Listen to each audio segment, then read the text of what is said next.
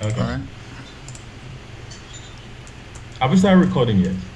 Yes, Okay. and we'll share that with you. Yeah, it will be on Twitch and then we'll upload it to YouTube. This is being live. Be on Twitch and then we'll upload it to YouTube. And then Being live. you just gotta lower the volume on the Twitch if you have the Twitch open. Okay, all right. Got it. Okay, everyone.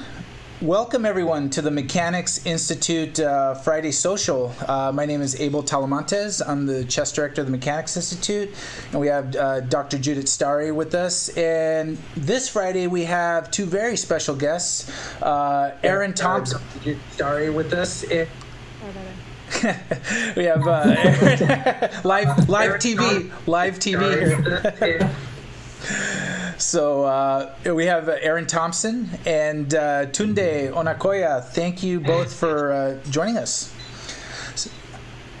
Hey, happy to be here. Yeah, so Aaron, so you're with the UC Merced Chess Club. You've been a player at the Mechanics Institute, so you've been there and we know you well.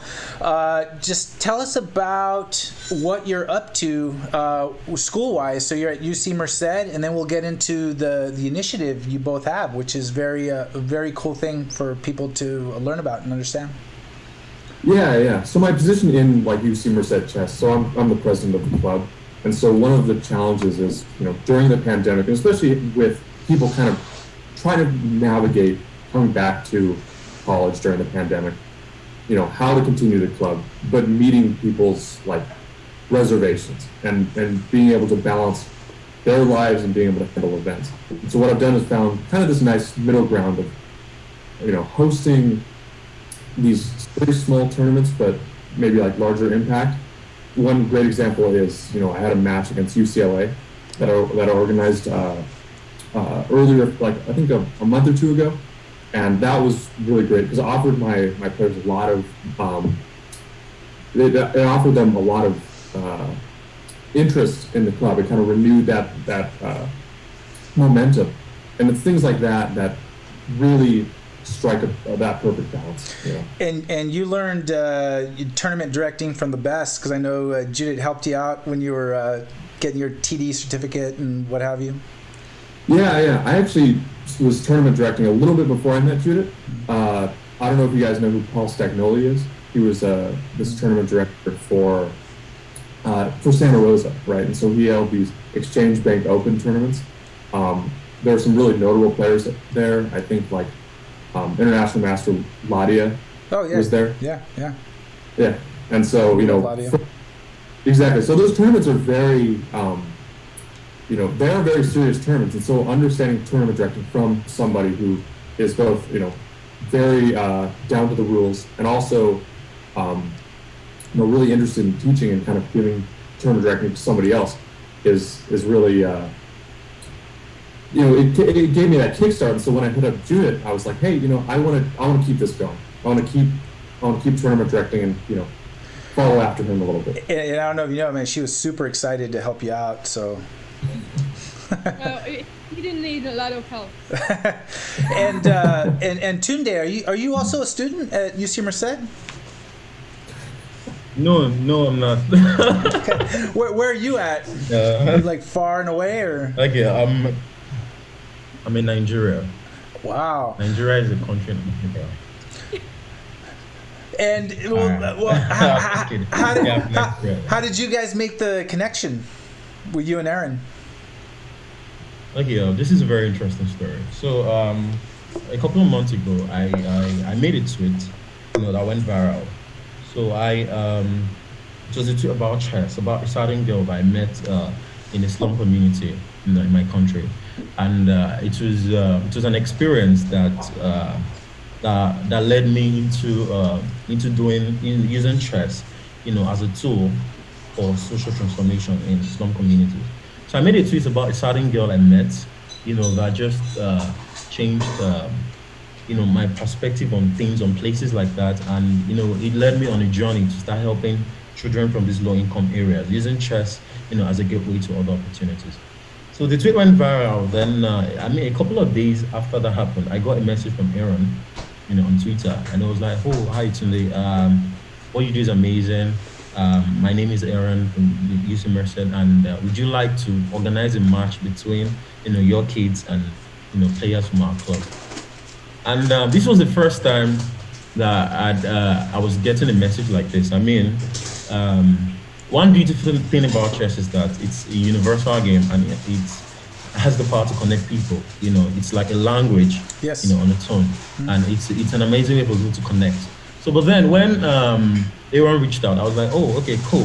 So we talked about that a bit. So we were trying to discuss the modalities. How do we do it? Because for most of those kids, they don't have access to the internet. They don't have access to devices, and so it looked almost impossible. So when he mentioned, I was like, oh, I mean, if you were probably in Nigeria, it would have been easier to organize a match, But then I wasn't sure how that was going to be possible, But so we still, we talked more on the possibilities, and we had our first Zoom meeting, and it was while discussing, talking about the organizing that match that our thoughts started coming together with proper clarity, and we began to find solutions to some of those challenges that we thought might make that match impossible. So it was during one of those conversations on that day that we just came about this idea. Now, like I said earlier, chess is an amazing game. It has the power to connect people. And truly, chess is a game that is without borders, because it is a game that bridges, marginalization. With chess, there are no disparities. There are no stereotypes. It doesn't matter where you're from, what language you speak. If you're male or female. Chess is the great equalizer. And we began to talk on the possibilities of really doing this, and so that was what brought about the whole idea of chess without borders. So when the name came, and we were able to get enough clarity on what we wanted to do with that, and we kept talking, and yeah, so that was how I met Aaron, and that was how we started talking about this. I mean, that really resonates with us at the Mechanics Institute, because, we're often saying that, we want to use chess to bring communities together. And we do see it as a social tool that can connect people, especially because, like you said, it's almost like its own universal language. You can connect people from other countries that may not even speak the same language, but they can get together and play the same game. And we've seen that. And one of the things we're really lucky about with chess is that you can do it online, and through the online platforms like chess.com and others like chess, you could actually engage students in one country with another country and use Zoom, and they can see each other and they can interact and play with each other. And we're really lucky that we can do that with chess, and it's really exciting that you guys are using chess as a tool for social empowerment and social elevation, and not just in addition to the fun aspects of it. Aaron, how did you hear of this initiative and to reach out to him? You just online and you heard of it? So yes and no. Part of it is that I've been familiar with this organization for a while. They've had a lot of impact over the past few years. I think they, if I understand this correctly, they got started in 2018, and so right off the gate they got a ton of press attention. There were some BBC articles about them. Al Jazeera, I believe, wrote something about them. And so I this, and I was like, oh, I kind of kept in the back of my mind, this is really a fantastic endeavor. And I didn't really consider that I could even, reach out, or I could have any sort of impact. At the time, I was more of just a player as opposed to a tournament director. And so now that I've kind of come into this directing role, the opportunities for me have kind of opened up a little bit. I have my players, I've got that type of infrastructure. And so I remember the FIDE Twitter account retweeted this other tweet of Tunde's, and I saw that and I was like, this is the guy with the organization. So then that's where I reached out, just kind of putting out a bit of a feeler, just saying, hey, we'd like to work together. And to my amazement, you responded immediately. So that was, it's one of the things where, oh yeah. No, I was just going to say, and that's what it takes, is to take that initiative to reach out and try to make that connection, because oftentimes, we don't do that for whatever reason, or we see a good cause and we don't take that step to make that connection. And I think that's a lot of what we need to do just as chess organizations in terms of using chess for the better of society is to kind of make that outreach and try to make those connections and try to make something happen together, like just like you guys did. Yeah, and I think something else that's really powerful about this is that there are a lot of people who are familiar with Tunde's organization and they're kind of familiar with Chess Without Borders now. And now they're finding a way that they can help, you know. Whereas before they might see the organization that's like kind of wary how they can sort of have an entry point into benefiting these kids, right? But what's fantastic now is that, you know, there are very clear ways that like, hey, you know, this matches the goal. If you want to bring us closer to that goal, like, you know, absolutely, you know, that's a way that you can help out. For example, right after he posted the official, like the very, very first announcement of Chess Without Borders, this guy reached out to Tunde and was like, hey, I've got some computers, you know, let me support the kids. Oh, that's fantastic. Yeah. And Tunde, what's your chess background? Have you been playing since you were a kid, or like what has been your chess development, involvement, and exposure? Okay, all right. So to really understand how the project, the Chess Systems Initiative, came about, let me give that little backstory about myself. So my first encounter with chess was when I was I think 10 years old.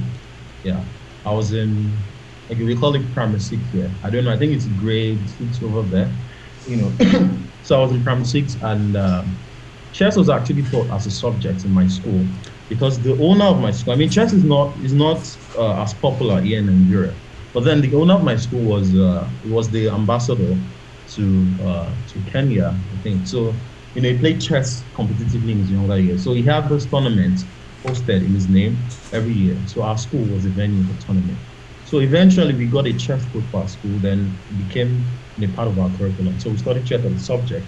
We even wrote examination for it at the end of the time. Wow. So that was how, you know, I started playing chess, you know, when I got to that school. And growing up for me, I grew up a bit differently because I also grew up in a slum community, you know, and we didn't have access to a lot of things. You know, but thankfully I went to a really good school. You know, my parents had to make certain sacrifices, so I could attend that school. You know, so that was how I got to know about chess. That was how my chess journey began. And you know, for someone that grew up in a slum community like that, chess gave me some level of exposure. Now, for example, we'd go to like other schools, you know, the schools like for the rich kids, and we get to meet other kids, you know, and I would just watch them. You know, they were so, you know, they would wear fancy glasses and they would use chess terminologies. You know, while they were doing analysis, I would just watch them and I would be like, wow, these guys are really cool. You know, they were the cool kids like I wanted to be like, you know, and so chess gave me that kind of exposure to life differently. So I began to see the life a bit differently from what was achievable in my community. You know, and eventually I won a tournament for the very first time. I think I was about 14 years old at the time. So now in that tournament, I remember beating, because there's this school for Indian expatriates in Nigeria. So they participated in that tournament. So I remember beating this particular Indian boy.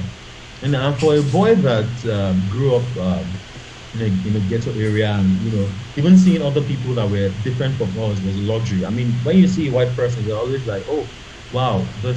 But then I had the opportunity to play this person, and I beat him on that day, and I won a trophy for second position overall, and that did a lot for me because when I took that trophy home, you know, the entire street, everyone was so excited, everyone was happy. They were like, oh, Tunde won this, Tunde won that, and it was one of the most beautiful experiences, you know, of my life, and my dad was really proud.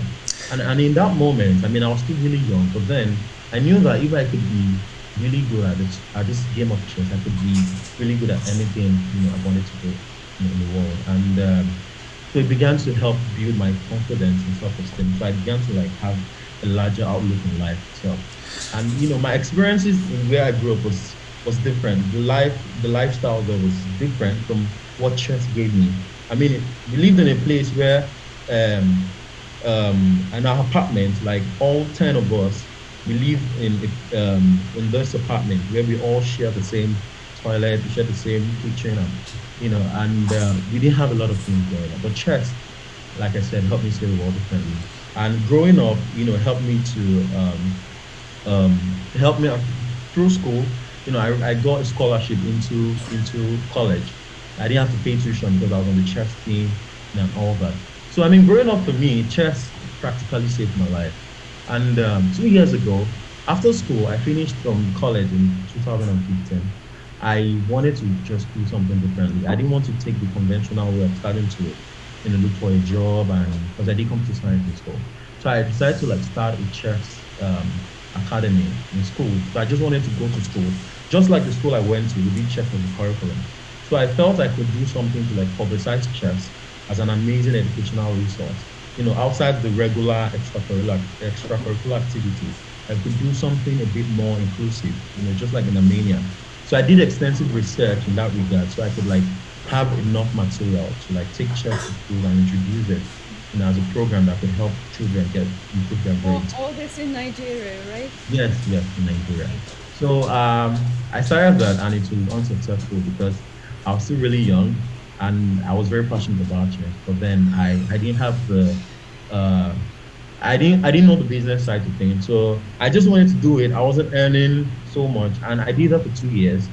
And during one of my experiences teaching some of those private schools, there was this particular kid that I came across. He was on the autism spectrum, and his name was Body. And I started teaching him how to play chess. And the boy struggled with his academics, struggled a lot, even with speech. And but then he could play chess really well. It was really surprising. Eventually, he became the best in his class. And so in that moment, I began to think that, this chess could really be um, something that could give hope to people that really need it. Like the kids are used to training are just, kids in private schools, the rich kids. And I was like, let me do something for kids that do not have access, to something like this. And I decided to start doing extensive research. I remember watching the movie King of Catway, and that, when it inspired me a great deal. And so I decided to just, I mean, this is my own experience. Let me do the same thing for, children like me. And, I took it back to my community in Ikorodu. The place is called Ikorodu, so I took it there, and, I started. And I mean, I just started, I had a couple of chess boards, went into the community, and we started training the kids every Saturday and Sunday. And I didn't know there was no end in sight. There was no plan. I just wanted to teach them chess. I mean, they could become really good and win tournament, or you could just create a different path for them because most of them couldn't even go to school. A lot of them couldn't speak English. I decided to. There's another language in my country, Yoruba. I speak Yoruba too very well, and so I had to like look for ways to teach chess in Yoruba because I mean, how do you explain to a child who has never been to school that a root moves vertically and horizontally?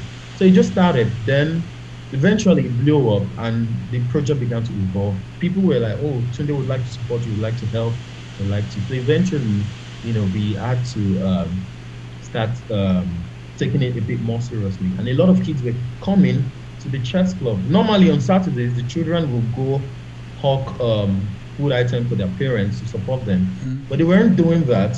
Instead of them to like go and start playing on the streets, they were now coming to our chess club because we would always give them lunch after every training session. And they were very fascinated with the chess.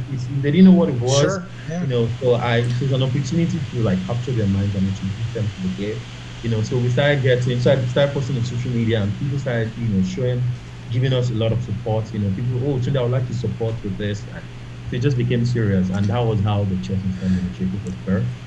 And eventually it evolved into an amazing project where children started getting scholarship opportunities. We currently have about 15 of them on lifelong scholarship. A lot of them started winning tournaments, and we've been able to train about 100 children so far. And we've also gotten remarkable mentorship opportunities for them. So, but what we had never done was like connect them to other opportunities outside the confines of the environment. We'd always train them there, everything ends there. So when Aaron reached out to me and we started talking on this, and Chess Without Borders happened, we began to see different possibilities on how, we can get this children. Because I always told them something that, it is possible for them to do big things even from a small place. So that they being in that community doesn't shouldn't limit how far they can dream. So I strongly believe that this Chesterfield Borders event that we're planning for, it should be a way for them to get to see the world, get to meet other people, get to experience. I mean, they have a meeting with Aaron tomorrow. They'll get to talk to Aaron, ask him questions, and we'll get to talk to them. And so yeah, that is the backstory. Yeah, one of the main things we love about your initiative is that even for us, when we're teaching kids in schools, we're sort of approaching it from the perspective that you're going to be learning chess, but the skills you learn in learning chess, you're going to apply to many areas of your life, right? Whether you're doing art, whether you're doing homework, whether you're doing baseball, dance, whatever. Chess teaches you skills that are applicable throughout your life, and we see that as sort of like the primary focus, not necessarily looking to make the next Bobby Fischer, but we're going to make better people, whoever they are, through the skills that are developed through there. Aaron, tell us about a little more about the event you have, September 28th. Is that when you guys are launching? So it's going to be September 26th. 26th. Yeah. So what's going to happen is we're going to have like a 5-player on 5-player match. It's going to be like quick time controls. And so what's going to happen is it's going to be a great opportunity for, each of the kids in the slums to play and sort of get incorporated into this larger chess sphere, and offering them a bit of an outlet. So what's going to happen is, and this is so great the way that we're presenting this, is like we're gonna have the games played, probably 2 games each, and then they're going to hop on a Zoom call, all of the students and all of our players, and they're going to be able to talk and go over the games, banter about this and that, like Skittles room, sitting back and sort of, yeah, exactly, and that's those things where it's like in no universe does stuff like that happen. Like that's such a rare opportunity. Both for me and for my players, for the kids, for everybody, and it's just amazing. I'm so excited. That's super cool. Like, how many kids in total are going to be playing, competing? 5 of them. Yeah, 5 of them. And yeah, so 10 total players. Fantastic. 5 each. Yeah. And what are the ages of these kids, and what level are you targeting with this match? Okay, so most of them are within the 9 to 14 age range. So we also have a female player. She's also really, she's really good. That's always good. And the kids are actually very excited. I was telling Aaron earlier today that, after we told them that they'll be meeting with Aaron tomorrow, and they started telling all their friends. All their friends, the entire community knows that this is happening. They're having a meeting with Aaron tomorrow, and they're really excited. They have a couple of questions, prepared, to ask him. So, you know what we can do? I just had a idea of let's promote this in FIDE, because both U.S. and Nigeria, I think you guys are a really a prime example of how federations and nations should come together. So I think it would be an ideal story to write about for FIDE's newsletter. I know that they are looking for small stories, not long stories, but small, quick stories that are colorful and interesting and inspirational in terms of, so I think it would be good. So let's do that. Yeah. And I know that, you have your upcoming match. I know down the road, a month or 2 later, if you wanted to do anything with the Mechanics Institute, I know we can round up some kids and do kind of a cross-cultural match. That would be a lot of fun. Absolutely, yes. That is the purpose of this. It's not entirely about the match in itself. Right. It doesn't matter, whether we win or lose. What matters is the heart of what we're trying to do. Which is to connect, these children to other people, to let them see other places, to let them meet other people, to know that what they have, has some sort of value, and it could get them opportunities to meet people and to see places. So yeah, definitely, I'm absolutely up for everything. Yeah. So Aaron submitted an article. We're going to put it in the newsletter next week. And what we can do in the mechanics article, we can put the article you wrote for the newsletter, and then we'll include a link to the Chess Social, and it'll be a nice promotion of the initiative and your interview, because I think this was a really inspirational interview in what you're doing. It's just people reaching out and connecting and using chess as a social tool. Because I think more than ever, there's a lot of chess going out, a lot of internet chess, and online Olympiads and tournaments. But I think the kind of stuff that you're doing is like truly the most inspiring and something that really showcases chess as something that transcends not just being a game, but something that connects people and elevates people and makes people better to kind of overcome their circumstances. No better person than Tunde, who's from that community, from that slum community, bringing chess back to that community and trying to elevate the kids and the people the same way that you did for yourself. Yeah, absolutely. Thank you so much for the opportunity. Yeah. And I would like to chip in. Okay, so I'd like to chip in. I mean, this is, I really consider this as a revolutionary idea because this is going to, I see, a future of, possibilities, great possibilities that, one day, even our kids would like be able to get on a flight and go, to the US, to the United States, to have an event like this in person. And that is, what it really means to chess without borders, and these are opportunities that will help shape that future because, for most of them, for most of them, a 3 square meal for them is a luxury, and it's really difficult, the lives they have to live, and teaching them chess over the years, it's more about, letting them know that, hey, like I said earlier, it's possible to do big things even from a small place, and like most of them cannot go to school because so we also try to look for a way to give them, scholarship opportunities. And there was a certain boy that Al Jazeera made a documentary about. He works as a mechanic, as a local mechanic, on a year during the he doesn't go to school, but he's our best player. Now this boy is really good. I mean, he's so good. I think he has the potential to become a grandmaster someday. And he joined our club pretty late, and during when he joined our club, he lost his mom, and the dad had left them when he was really young, so he lost his mom, and so it was just him and his brother, and because we don't just teach them chess, because now teaching them chess gives us access to their lives, and so it gives us like a premise to be able to help them. So now we are very involved in his life. Very recently, he was also participating in this match. We got him a laptop so he could practice, more regularly, and he has the potential to become a grandmaster. He's that good. He's that good. So, I mean, beyond chess, this is not just about chess. This is about the hopes and dreams of, thousands of children like this that live in this community. Chess in itself might not be the end. It could just be a means to an end for them.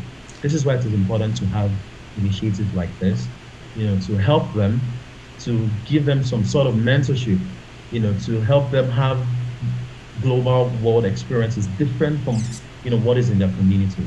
And I'm really excited about this. And I mean, I want to thank Aaron because say I didn't reply you on that day and this may happen, it's just amazing what is, there are no limits to what we can achieve, through this. And I'm really looking forward to this. Yeah. And no, go ahead. And the other thing is that what I find is very useful is to really open the eye and learn how the world functions in terms of what are the possibilities.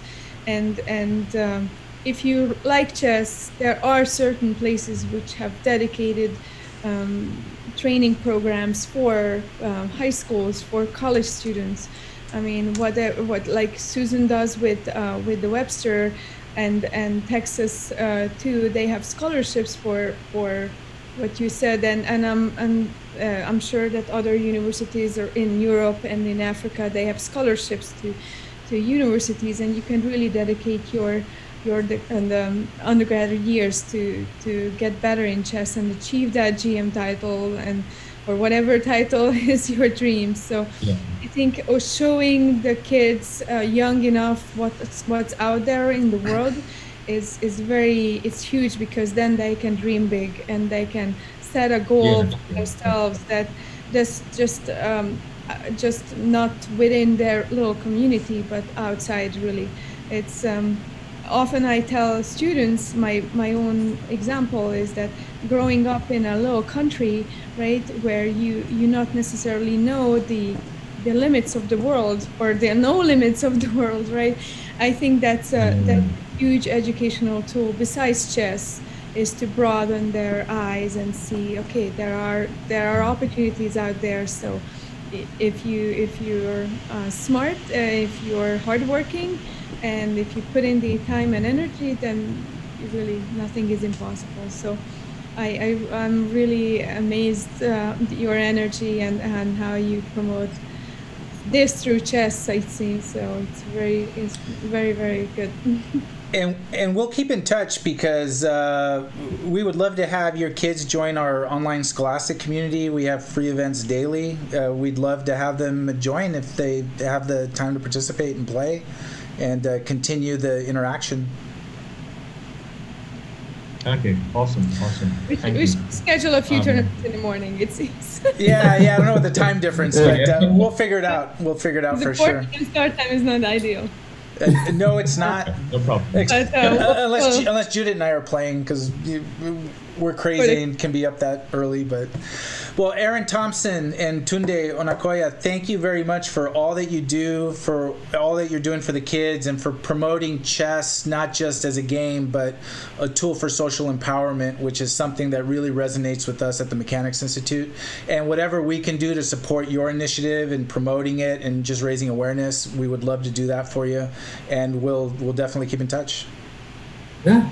Thanks for having us on. Thank you. All right. Thanks. Thank you very much. All right. Sorry, guys. Can I?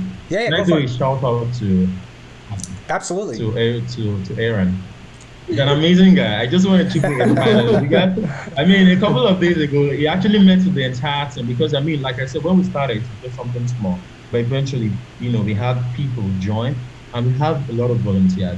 Aaron met with the entire team last week, and we spent about almost 3 hours, discussing the modalities for the event, setting timelines, or how do we intend to do publicity at the week, and he has been, very involved. Even days when I've been, slacking a bit, with the preparation, he has always been on top of things, and it's just really amazing. He's an amazing guy, and I'm happy that, I mean, through Aaron, I'm getting to meet, Judith and you, Abel, and I just want to shout out to him, great guy, and so yeah, thank you very much for this opportunity. Definitely looking forward to, future projects together, and anyway, so yeah, chess without borders. Yeah, and 2020. that's almost like a campaign, like you're running for office. So, all right, thank you both, and I can't wait to see how everything turns out, and we look forward to not just promoting but collaborating with you on future things. So. All right. You stay on the Zoom call a little bit. We'll say goodbye to our viewers, and you guys should. Everyone is encouraged to join us tonight for our free Friday night tournament, and we're gonna have free tournaments over the weekend. And we are kind of taking off this weekend. No USCF rated tournament, but enjoy your Labor Day weekend, everyone. And don't forget, this coming Tuesday, it's the start of the next Tuesday night marathon. It's the Mechanics Institute Community Tuesday night marathon in honor of our fantastic chess community we have in San Francisco and around the area. Tune in for that and register. Round 1 and 2 will be this Tuesday. Thank you guys for tuning in, and thank you all for watching, and we will see you again shortly. Bye.